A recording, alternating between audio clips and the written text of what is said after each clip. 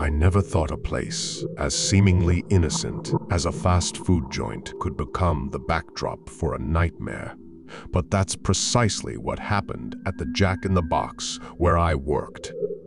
It was a mundane job, flipping burgers and manning the fryer, but it paid the bills. The restaurant was a typical fast food joint, brightly lit with a clown mascot that perpetually grinned from the sign outside. It was a quiet place, mostly visited by families during the day and the late-night crowd after the bars closed. My evening shifts were usually monotonous, filled with the usual orders, until that one fateful night. The clock struck midnight, and the drive-thru was empty. I was wiping down the countertops, lost in my thoughts when the front door chimed. A customer. I turned to greet them with my best customer service smile, but the words died in my throat as I saw him. He was a tall, lanky man, dressed in tattered clothes that hung loosely from his emaciated frame. His skin was pale, almost translucent, and his eyes were wide, devoid of any emotion. He mumbled something incoherent, but I couldn't make out the words. I was used to dealing with the occasional oddball, but this guy sent shivers down my spine. Sir, can I help you? I asked, trying to keep my voice steady. He leaned in closer, his breath stinking of stale alcohol. I need the box, he slurred, his finger pointing to the menu. I tried to decipher what he meant, and then it hit me. He wanted the Jack's box, one of our specialty items.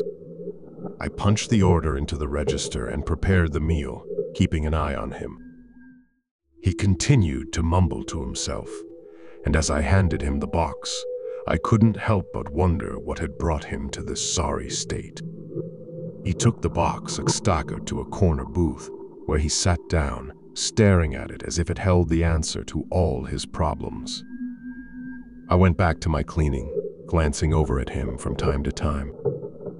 His behavior was unsettling, but it was nothing I hadn't seen before in the late-night crowd. As the minutes ticked by, I noticed something strange. He wasn't eating the food. He was just staring at it, his eyes never leaving the box. I decided to keep a closer watch on him, just in case. Then, out of nowhere, he started to laugh. It was a hollow, chilling sound that made the hair on my arms stand on end. He laughed, louder and louder, drawing the attention of the few customers who were still inside. They exchanged nervous glances, and I could see the fear in their eyes. I picked up the phone to call the police, but as I did, the man's laughter abruptly stopped. He turned his head slowly, his eyes locking onto mine. I felt a shiver run down my spine as he grinned, a sinister, teeth-baring grin that seemed to stretch impossibly wide. It was as if his face had transformed into a grotesque mask of madness. My fingers trembled on the phone, and I couldn't bring myself to dial. The man stood up, still holding the untouched box, and began to approach the counter. The other customers hurriedly left, leaving me alone with this nightmare of a man. He reached the counter, his eyes never leaving mine. "I need more," he said, his voice a low, menacing growl. I stammer, "I'm sorry, sir, but you'll have to pay for another meal." He didn't seem to hear me. Instead, he slammed the box onto the counter, and to my horror, I saw that it was now oozing a thick, black liquid. It seeped through the cardboard, staining the counter. The smell was putrid, like rotten meat and something else I couldn't quite place.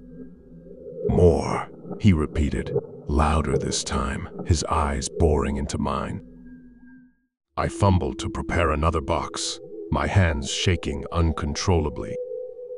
I handed it to him, and he took it without a word, returning to his corner booth.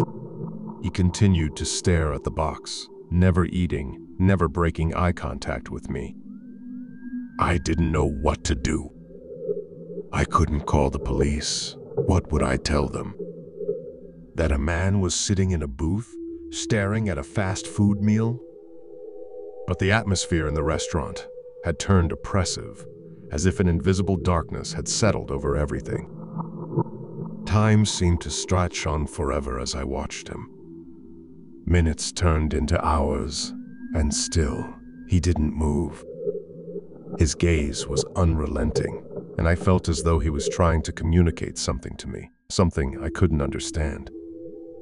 The clock on the wall struck 0 a.m., and suddenly, the man stood up.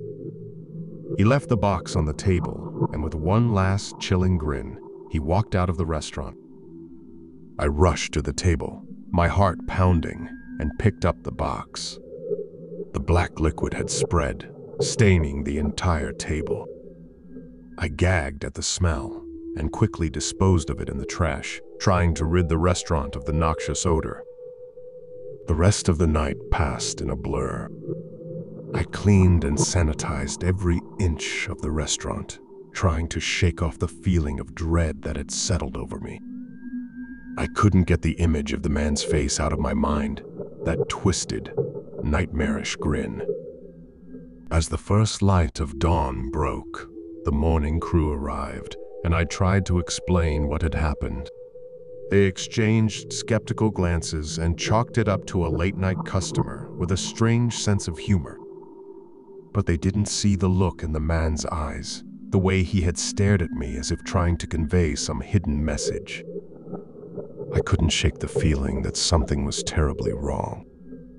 The next few nights, I couldn't sleep, haunted by the memory of that night. I found myself obsessively researching the history of the restaurant, searching for any hint of what might have caused such a chilling encounter. What I discovered sent a shiver down my spine. Years ago, the Jack-in-the-Box had been the site of a gruesome murder-suicide. A man had come in late one night, ordered a meal, and then killed his wife and children in the parking lot before turning the gun on himself. The restaurant had never fully recovered from the incident, and it had changed ownership multiple times. I couldn't help but wonder if the man I had encountered that night was somehow connected to that tragic event. Had he been a ghost? A lost soul trapped in the place where he had committed such a heinous act? Or had he simply been a disturbed individual, driven mad by his own demons?